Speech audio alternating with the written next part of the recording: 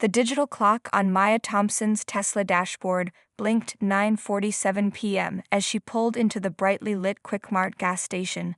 The autumn air carried a slight chill, typical for an October evening in suburban Atlanta. Special Agent Thompson had just wrapped up another grueling day with the FBI's Civil Rights Division, her mind still processing the disturbing pattern of arsons targeting minority-owned businesses in the area. The station's LED lights cast harsh shadows across her Tesla Model S, its sleek black exterior reflecting the neon signs advertising energy drinks and discount cigarettes.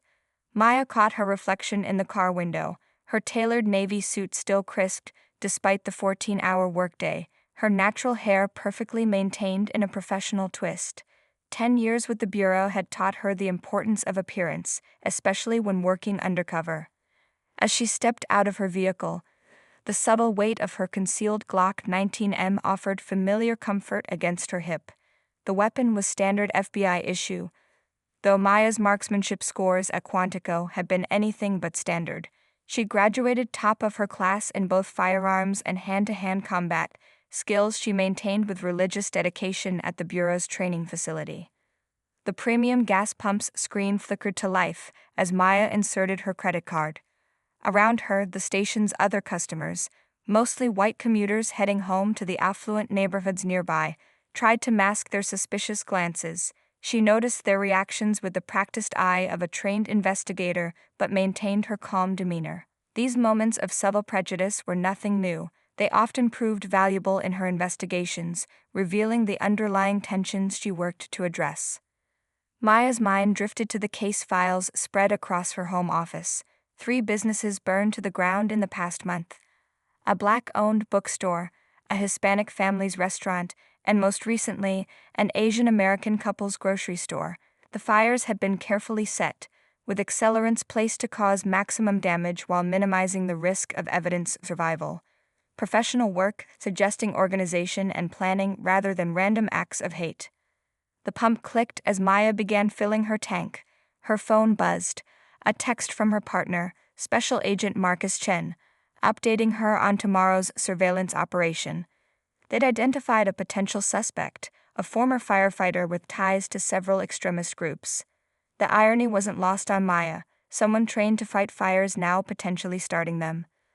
A young white mother at the neighboring pump caught Maya's eye, quickly looking away before hurrying her children into their minivan. Maya suppressed a sigh. Despite her FBI credentials, her Harvard Law degree, and her exemplary service record, moments like these remained commonplace. She'd learned to use them, channeling that discomfort into fuel for her work dismantling systemic prejudice. The gas station's convenience store door chimed as customers came and went. Maya observed their patterns, an automatic behavior ingrained from countless surveillance operations. A teenager buying energy drinks, an elderly man purchasing lottery tickets, a truck driver grabbing coffee. Each transaction, each interaction, telling its own story about life in this corner of Georgia. She reached into her center console, storing her badge and credentials as she typically did when off-duty. The leather folder felt heavy in her hands, weighted with the responsibility it represented. The golden FBI shield caught the fluorescent light, a brief reminder of the oath she'd taken to uphold justice and protect the constitutional rights of all Americans. As Maya replaced the gas pump, a police cruiser's headlights swept across the station's entrance. Something in the way it moved, slow, predatory, triggered her investigator's instincts. Years of experience had taught her to trust these subtle warnings. She maintained her composed exterior, while her mind shifted into high alert, cataloging details and assessing potential scenarios.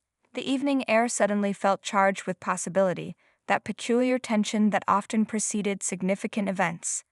Maya couldn't have known it then, but this ordinary stop for gas was about to become anything but routine. In moments, this quiet gas station would transform into ground zero for a confrontation that would spark national headlines and force a long-overdue reckoning with power, prejudice, and justice. Officer James Barrett's grip tightened on his patrol car's steering wheel as he circled the Quick Mart for the 3rd time. The bourbon he'd sneaked from his flask an hour ago burned in his stomach, mixing with the bitter taste of another failed custody hearing. 6 months of desk duty for excessive force had cost him his marriage, and now his ex-wife was taking his kids to Florida. The sight of the sleek Tesla at pump number 4 made his jaw clench. Something about it didn't sit right with him. Through the cruiser's windshield, he watched the vehicle's owner. A black woman in an expensive-looking suit that probably cost more than his monthly salary. Barrett's face grew hot as she expertly handled the premium pump, her movements confident, practiced.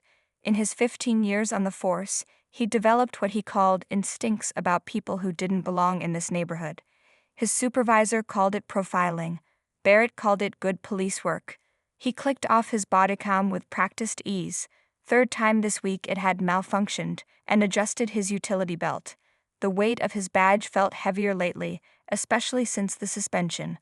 The department shrink had suggested anger management classes, but Barrett knew the real problem. The world had gone soft. His father had been a cop, his grandfather too, back when people respected the uniform and knew their place. The radio crackled with a domestic disturbance call from Sector 4, but Barrett ignored it.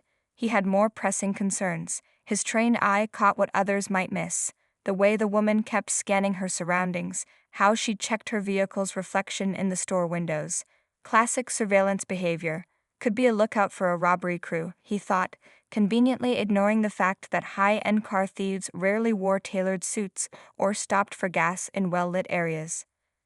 Barrett's hand brushed his service weapon as he stepped out of the cruiser. The familiar leather holster had a new scratch from last week's incident, some punk kid who'd mouthed off and needed to learn respect. The complaint had been dropped after a conversation with the boy's terrified mother. Barrett allowed himself a small smile at the memory. The station's security cameras pivoted slowly, their red recording lights blinking like lazy eyes. Barrett positioned himself carefully in their blind spots, another habit he developed over years of what he called proactive policing. The night shift manager, who owed Barrett for overlooking his expired business license, would make sure any inconvenient footage disappeared if needed. As he approached the Tesla, Barrett noted the woman's designer heels, her manicured hands, the subtle gold watch that caught the fluorescent light. Everything about her radiated success and confidence, the kind that made his skin crawl. He'd seen too many minorities getting ahead lately, taking jobs that should have gone to people who'd earned them the old-fashioned way. His divorce lawyer's words echoed in his head, "Keep your nose clean, James. One more incident and you'll lose everything." But Barrett could feel the familiar surge of adrenaline, the tightening in his chest that preceded action. The bourbon in his system whispered that he was doing the right thing, protecting his community from suspicious characters who didn't belong. The woman reached into her car's center console, and Barrett's police training kicked in. Any movement could conceal a threat. His right hand instinctively moved to his weapon as his left wrapped around the pepper spray canister. He'd learned long ago to give himself options, to be prepared for resistance. The last suspect who'd reached for something had required 3 stitches and a neck brace. The official report had called it justified force. "Police, step away from the vehicle." Barrett's voice boomed across the gas station, causing several customers to jump. He could see their phones coming out, recording, but he didn't care. Let them record. He was doing his job, protecting and serving. If this woman turned out to be legitimate, he'd apologize. Maybe. But something in her bearing, her presence in this neighborhood, demanded investigation, and Officer James Barrett was just the man to conduct it. The fluorescent lights hummed overhead as Maya slowly turned to face Officer Barrett, her movements deliberate and non-threatening. 10 years of FBI training screamed through her mind: maintain control, de-escalate, protect your weapon. The tang of gasoline hung in the air between them as other customers scattered to the edges of the station, their phones raised like shields against the growing tension. "Is there a problem, officer?" Maya's voice carried the precise diction of her Harvard law days, each word carefully measured. She noted Barrett's stance, aggressive, slightly unbalanced, and the telltale flush of alcohol across his neck. Her right hand remained visible and steady, while her left stayed near her side, inches from her concealed credentials. Barrett's face twisted at her composure. The bourbon churning in his stomach made the woman's calm demeanor feel like a personal insult. "License and registration," he barked, stepping closer than protocol dictated. "Now." "I'd be happy to comply, officer," Maya responded, maintaining eye contact, "but first I need to know the reason for this stop. I haven't committed any traffic violations, and I'm legally parked at this pump." Years of investigating civil rights violations had taught her to document everything. Her phone, propped on her dashboard, was already recording. A small crowd had gathered near the convenience store entrance. Maya caught fragments of their whispered commentary. "Another harassment. Someone should call." "Not again." The night air crackled with the kind of tension she'd felt at dozens of civil rights scenes, the moment before memory became history.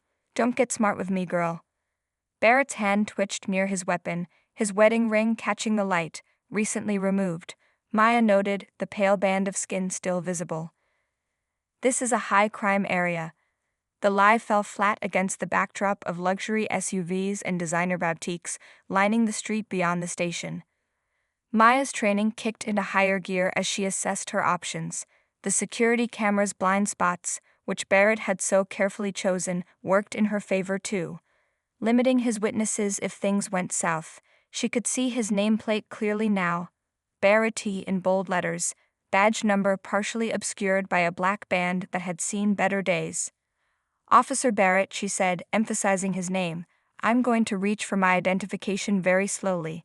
Her voice carried the authority of someone used to commanding federal task forces. "However, I'd like to note your badge number first, as well as the fact that your body camera appears to be disabled." The mention of his badge number hit Barrett like a physical blow. This was supposed to be a simple intimidation, the kind he'd performed dozens of times before. But this woman wasn't following the script. Her confidence felt like sandpaper against his already raw nerves. "Listen here," he snarled, closing the distance between them. The smell of bourbon was unmistakable now. "I don't know who you think you are. I'm trying to show you exactly who I am." Maya interrupted, her hand moving toward her center console where her FBI credentials lay. The movement was smooth, practiced, identical to the one she'd demonstrated hundreds of times at community policing seminars. But Barrett saw what his prejudices wanted him to see. The world slowed to a crawl as his bourbon-addled mind processed her reaching motion as a threat. Years of spotty training and unchecked biases crystallized into a single moment of horrible decision. His fist cocked back, powered by rage, frustration, and 15 years of consequence-free aggression. Maya's eyes widened slightly, not in fear, but in the split-second calculation of a trained federal agent recognizing that diplomacy had failed. She had already mapped out 5 different ways this could end, none of them good for Officer Barrett. The gas station's security cameras pivoted silently above them, the red lights blinking in steady rhythm. In Atlanta's affluent suburbs, where BMWs and social justice signs shared driveways, violence was supposed to be something that happened elsewhere. But now, under harsh fluorescent lights and surrounded by stunned onlookers, 2 very different definitions of authority were about to collide. Time crystallized into diamond-sharp moments as Barrett's fist cut through the air. Maya's FBI training kicked in with mechanical precision, her muscle memory responding before conscious thought. The defensive moves she practiced thousands of times at Quantico flowed through her body like electricity. Her left forearm snapped up in a practiced block, deflecting Barrett's punch with a sound that echoed across the suddenly silent gas station. The impact traveled through her arm like a shockwave, but her stance remained perfect, just as she'd drilled countless times with the Bureau's defensive tactics instructors. Barrett's eyes widened in shock as his fist met skilled resistance instead of the soft target he'd expected. His bourbon-dulled reflexes couldn't adjust to this new reality fast enough. Maya's right hand was already moving, grabbing his extended wrist while her hip pivoted, using his own momentum against him. "FBI." Her voice rang out clear and authoritative, carrying across the forecourt. "You are assaulting a federal agent." The words were protocol, delivered with the same precision as her physical response. Around them, phones captured every moment, their owners stunned into silence by the scene unfolding before them. The next 3 seconds demonstrated why Maya had graduated top of her class in hand-to-hand combat at the FBI Academy. Her foot swept Barrett's leg as she executed a perfect hip throw, her body moving like liquid mathematics. Barrett's world spun as he was lifted off his feet, his police training proving useless against superior federal techniques. He hit the concrete with a dull thud that knocked the wind from his lungs. Before he could process what had happened, Maya had him pinned, her knee placed with scientific precision between his shoulder blades. One arm was twisted behind him in a joint lock that walked the fine line between control and injury, a testament to her professional restraint. "Stop resisting." Barrett wheezed out of habit, though he was the one immobilized. "Officer Barrett," Maya responded calmly, maintaining the hold with textbook form, "you are under arrest for assaulting a federal agent. I suggest you remain still." Her free hand reached for her FBI credentials, which had fallen nearby during the scuffle. The golden badge caught the fluorescent light, drawing gasps from the growing crowd of onlookers. A teenager's voice cut through the tension. "Yo, this is going viral." The comment broke the spell, and suddenly the air was filled with excited chatter and the sounds of social media notifications.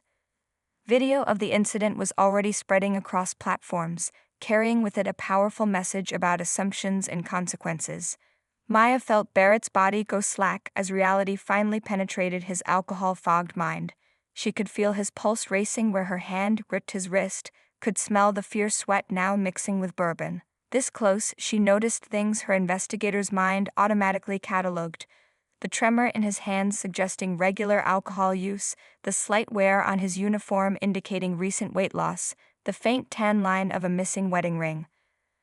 "My credentials are in my right hand," Maya announced clearly, maintaining her professional tone. "I'm going to place them where you can see them, Officer Barrett. The silver badge is FBI, the blue credential holder identifies me as Special Agent Maya Thompson, Civil Rights Division." Each word was deliberate, designed to be clearly heard on the dozens of videos being recorded. Throughout the gas station, witnesses stood transfixed. The young mother from earlier had returned to her minivan, now frantically texting. The store clerk pressed his face against the window, his phone already dialing 911. A group of teenagers huddled near the air pump, their excited whispers carrying across the pavement. "Did you see that flip? She's FBI." He messed with the wrong one. Maya maintained the hold with practiced ease, her breathing steady and controlled. In the distance, sirens began to wail, Barrett's backup responding to the scene. But Maya knew that when they arrived, they'd find more than just another police incident. They'd find a moment of accountability, captured in high definition from multiple angles, impossible to ignore or explain away. Red and blue lights transformed the Quick Mart into a surreal disco, emergency vehicles converging from all directions. 3 patrol cars screeched into the gas station, their sirens drowning out the excited chatter of onlookers. Maya maintained her textbook hold on Barrett, her knee still precisely positioned between his shoulder blades, as uniformed officers poured out of their vehicles with weapons drawn. "FBI, Special Agent Maya Thompson," she called out again, her voice carrying the unmistakable authority of federal law enforcement. "Officer down and secured after assaulting a federal agent. I need all responding officers to maintain their distance and holster their weapons." The arriving officers froze in confusion, their hands hovering over their service weapons. The scene before them defied their expectations. Their colleague pinned to the ground by a well-dressed black woman claiming federal authority. Through the crowd's forest of recording phones, they could see Maya's FBI credentials glinting under the fluorescent lights. "Stand down." A commanding voice cut through the chaos. Assistant Special Agent in Charge Marcus Chen emerged from an unmarked FBI vehicle, his tactical vest displaying bold yellow FBI letters. "This is a federal scene now." He surveyed the situation with practiced efficiency, immediately recognizing his partner's handiwork in Barrett's precise restraint. Barrett's face pressed against the concrete, his cheeks burning with humiliation as he recognized Chen's voice. They'd crossed paths at several interagency trainings, where Barrett had notably dismissed the FBI's de-escalation protocols as soft. Now, those same protocols had laid him out in front of his colleagues and half the internet. "Agent Thompson," Chen called out, approaching with measured steps. "Status report. Subject is secured and minimally injured," Maya responded professionally. "He's showing signs of intoxication and attempted to assault me after an unauthorized stop. Multiple witnesses and video evidence present. I've maintained minimum necessary force for control." The gas station's night manager emerged from his office, clutching the USB drive. "I've got the security footage," he announced, his earlier allegiance to Barrett evaporating in the face of federal authority. All cameras were fully functional. Barrett closed his eyes, knowing his carefully chosen blind spots had just become evidence. A police sergeant, his brass gleaming under the emergency lights, stepped forward. "Agent Thompson, I'm Sergeant Williams. I apologize for my officer's conduct. We'll take him into custody." "Negative, Sergeant," Chen interrupted, his tone brooking no argument. "This is now a federal investigation. Officer Barrett will be remanded to FBI custody for processing." He nodded to two FBI agents who had arrived with him, their windbreakers marking them as part of the Civil Rights Division's tactical team. Maya smoothly transitioned Barrett's restraint to the arriving agents, rising with the same fluid grace she displayed in taking him down. Her suit remained impeccable, as if the scuffle had never happened. Barrett, in contrast, looked disheveled and defeated as he was helped to his feet, his uniform stained with gasoline and shame. "This isn't what it looks like," Barrett slurred, but his protests withered as Chen held up a phone, displaying the viral videos already circulating. #FBI attack down was trending, with multiple angles showing the unprovoked assault attempt and Maya's textbook response. Local news vans began arriving, their spotlights adding to the kaleidoscope of emergency lights.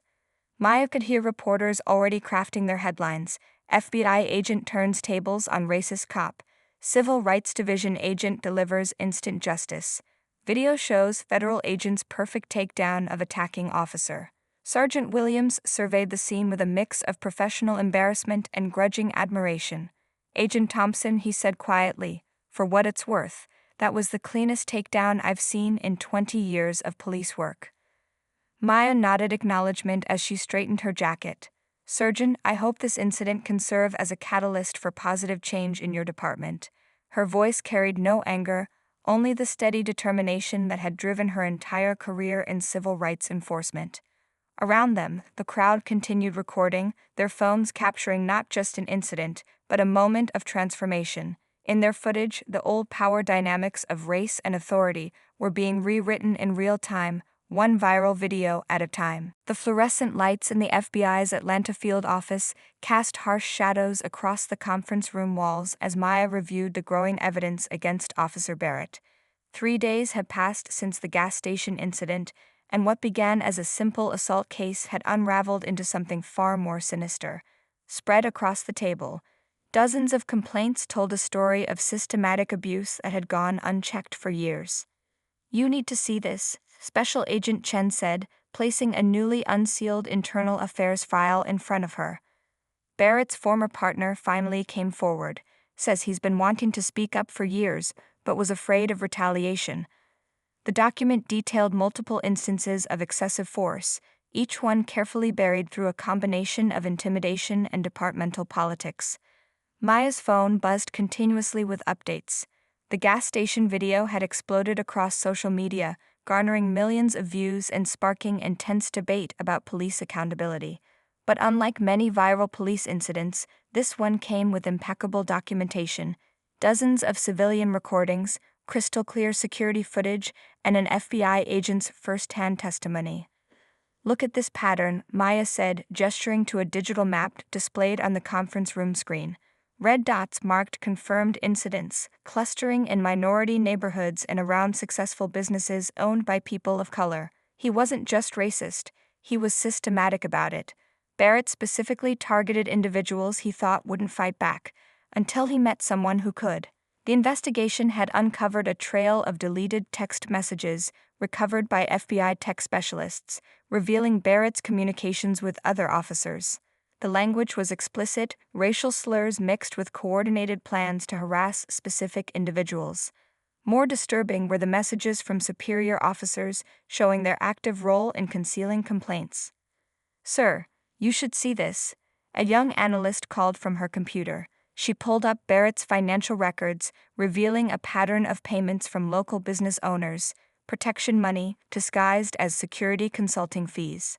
The corruption ran deeper than anyone had initially suspected.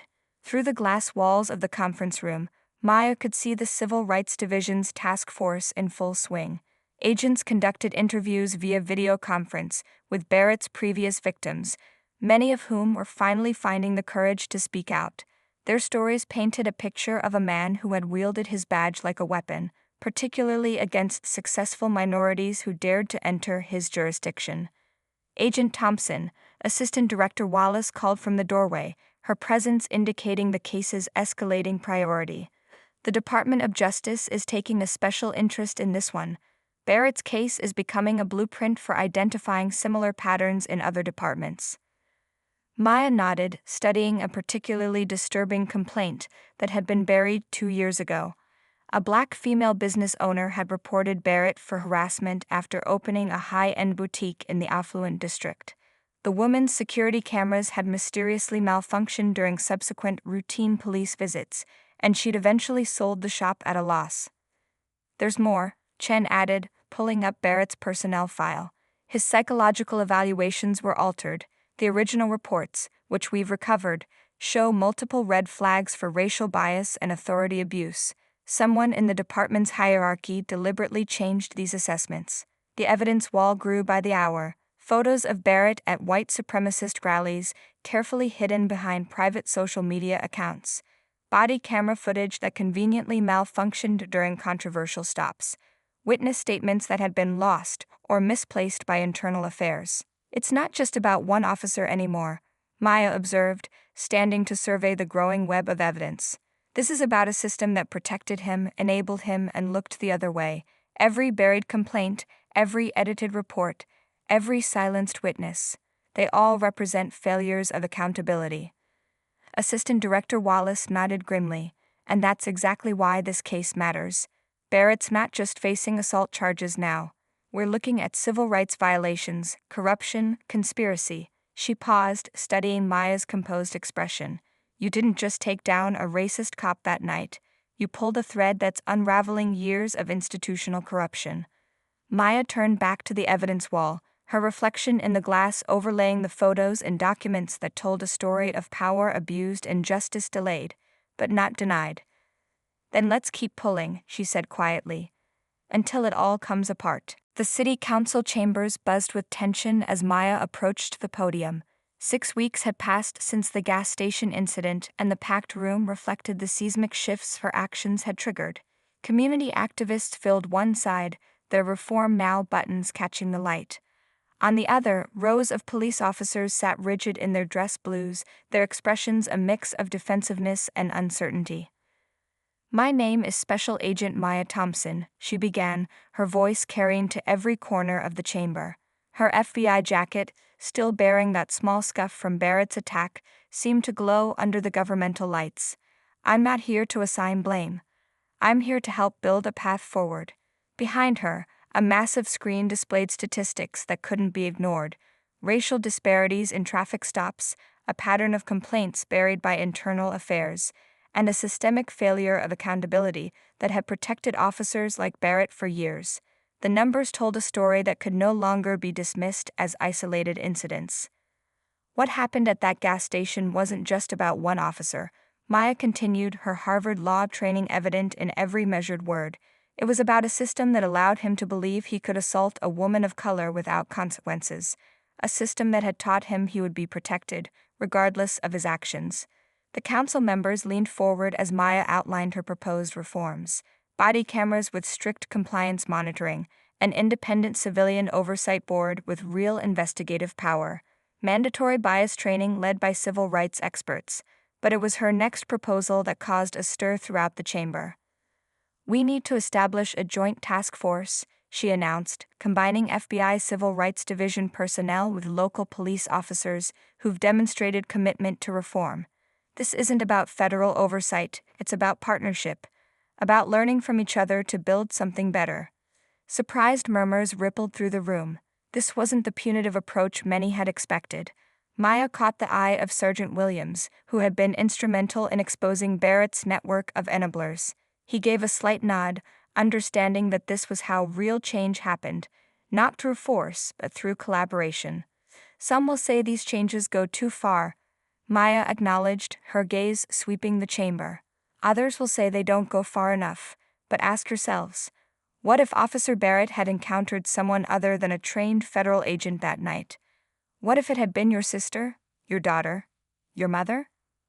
The room fell silent as the implications sank in. On the screen behind her, the gas station footage played silently, not the violent confrontation, but the aftermath. The image of Maya, professional and composed, working alongside reform-minded officers to secure the scene. A model of what law enforcement could be. I've heard people call me a hero, Maya continued, her voice softening. But the real heroes are in this room. The officers who broke the blue wall of silence to expose corruption. The community members who documented misconduct at great personal risk. The public servants willing to admit that the system needs to change. She introduced the next speakers, a coalition of patrol officers who had developed their own reform proposals.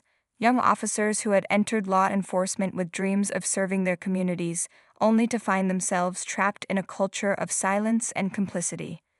Their voices added weight to Maya's words, proving that change could come from within.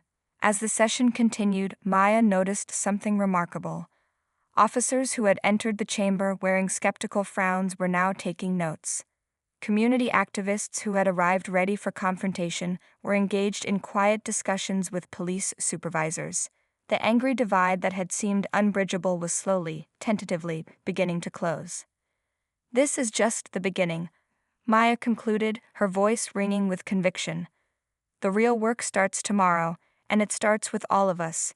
We have a chance to make this department a national model for reform, to show that accountability and effective law enforcement aren't opposing forces, they're essential partners. The applause that followed wasn't thunderous. It started slowly, scattered throughout the chamber, building gradually as more people joined in. It was the sound of hope overcoming cynicism, of possibility defeating despair. It was the sound of change beginning.